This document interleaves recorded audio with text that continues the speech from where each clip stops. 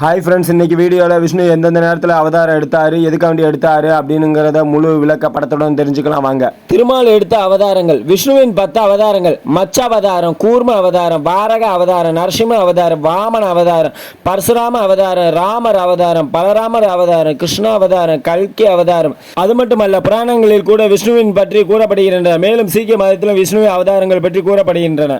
விஷ்ணு பெருமான் அது மட்டுமல்ல பல அவதாரங்களை எடுத்துள்ள, அதையும் பார்த்து விடலாம். ஆதிபுருஷர் அவதாரம், சனாகதி அவதாரம், வாரகர் அவதாரம், நாரதர் அவதாரம், நாராயணர் அவதாரம், நாரநாராயணர் அவதாரம், கபிலர் அவதாரம், தாத்ராய அவதாரம், யஞர் அவதாரம், பிருது அவதாரம், ரிஷபதவர் அவதாரம், அம்ச அவதாரம், ஹயகிரிவர் அவதாரம், மச்ச அவதாரம், கூர்ம அவதாரம், மோகினி அவதாரம், தன்வந்திரி அவதாரம், நரசிம்மர் அவதாரம், வாமனர் அவதாரம், வியாசர் அவதாரம், பரசுராமர் அவதாரம், ராமர் அவதாரம், பலராமர் அவதாரம், கிருஷ்ணர் அவதாரம், புத்தர் அவதாரம், கல்கி அவதாரம் போன்ற அவதாரங்கள் அனைத்தும் பாகவதம் புராணத்தில் இடம்பெற்றுள்ளது. இதில் மச்ச அவதாரமும், கூர்ம அவதாரமும், வாரகர் அவதாரமும், நரசிம்மர் அவதாரம், வாமனர் அவதாரம், பரசுராம அவதாரமும், ராமர் அவதாரம், கிருஷ்ணர் அவதாரம், புத்தர் அவதாரம், கல்கி அவதாரமும் இந்த 10 அவதாரங்களும் அக்னி புராணத்தில் இடம்பெற்றுள்ளது. அடுத்ததாக சனாகதி அவதாரம், வாரகர் அவதாரம், நாரதர் அவதாரம், நாராயணர் அவதாரம், யஞர் அவதாரம், கபிலர் அவதாரம், தத்ரேயர் அவதாரம், பிருதர், ரிஷபர் அவதாரம், வியாசர் அவதாரம், மச்ச அவதாரம், கூர்ம அவதாரம், மோகினி அவதாரம், தன்வந்திரி அவதாரம், நரசிம்ம அவதாரம், உருகிராமர் அவதாரம், பரசுராமர் அவதாரம், ராமர் அவதாரம், பலராமர் அவதாரம், கிருஷ்ணர் அவதாரம், புத்தர் அவதாரம், கல்கி அவதாரம். இது கருட புராணத்தில் உள்ளது. அடுத்ததாக ஆதிபுருஷ அவதாரம், ஜெகநாதர் அவதாரம், ஜனாகதி அவதாரம், நாரத அவதாரம், ஹயகிரி அவதாரம், தாத்ராயர் அவதாரம், யஞர் அவதாரம், கபிலர் அவதாரம் போன்ற அவதாரங்கள் மானவ புராணத்தில் இடம்பெற்றுள்ளது. அடுத்ததாக தத்தாத்திரேயர் அவதாரம், பரசுராமர் அவதாரம், வியாசர் அவதாரம், கிருஷ்ணர் அவதாரம் போன்ற அவதாரங்கள் வாயு புராணத்தில் இடம்பெற்றுள்ளது. விஷ்ணு பெருமான் விஷ்ணு அல்லது விஷ்ணு என்பவர் இந்து சமயத்தின் முக்கியமான கடவுள்களில் ஒருவரும் வைணவ சமயத்தின் முழுமுதல் கடவுளும் ஆவார்.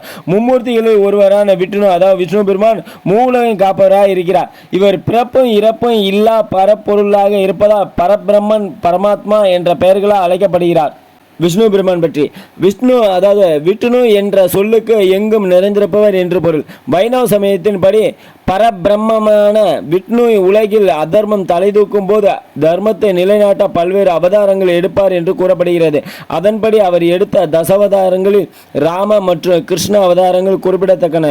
நாராயணன், வாசுதேவன், செகநாதர், விதோபர், ஹரி, திருமால் என்று பல பெயர்களால் விஷ்ணு அதாவது விஷ்ணு பெருமான் அறியப்படுகிறார். இவர் நீல நிற தோற்றத்தில் கீழ் வலது கையில் கௌமேதகிரியும், கீழ் இடது கையில் பத்மாவும், மேல் வலது கையில் சுதர்சனமும், மேல் இடது கையில் பஞ்சாட்சன்யமும் தாங்கிய தோற்றத்துடன் காணப்படுகிறார். மேலும் இவர் பார்க்கடலில் லட்சுமி தேவியுடன் ஆதிகேஷன் என்ற நாகப்படுக்கையில் படுத்திருப்பதாக நம்பப்படுகிறது. விஷ்ணு பெருமான் அதாவது விஷ்ணுவின் வாகனமாக கருடனும் அருவ வடிவமாக சௌக்கிரமாக கருதப்படுகிறது. இந்து கோவில்களில் சாயன கோலத்தில் மூலவராக இருக்கும் ஒரே இறைவன் இவரே. திருவரங்கம் போன்ற வைணவ தலங்களில் இந்த திரு கோலமுள்ளது. இதிகாசங்களான மகாபாரதம் இவருடைய கிருஷ்ண அவதாரங்களையும், ராமாயணம் ராம அவதாரத்தையும் விளக்குகிறது. பகவதா புராணம், ஹரிவம்சம், விஷ்ணு புராணம், மச்ச புராணம், வாமன புராணம் உள்ளிட்ட 12 புராண நூல்கள் விஷ்ணுவின் பெருமைகளை விவரிக்கின்றன. விஷ்ணு பெருமான் அதாவது விஷ்ணுவின் குணங்களாக 4 குணங்கள் கூறப்படுகின்றன. அவையாவன: வாத்சல்யம், தாய்ப்பசுவின் கன்று கொள்கின்ற அன்பு; சுவாமித்துவம், கடவுள்களுக்கெல்லாம் தலைமை ஏற்கும் சிறப்பு; சௌசீல்யம், ஏற்றத்தாழ்வின்றி நட்பு பாராட்டுவது; சௌசல்பியம், கடவுள்களின் எளிமையை குறிப்பது. இந்த 4 குணங்களும் விஷ்ணுவின் கிருஷ்ண அவதாரத்தில் வெளிப்பட்டதாகவும் கருதப்படுகிறது.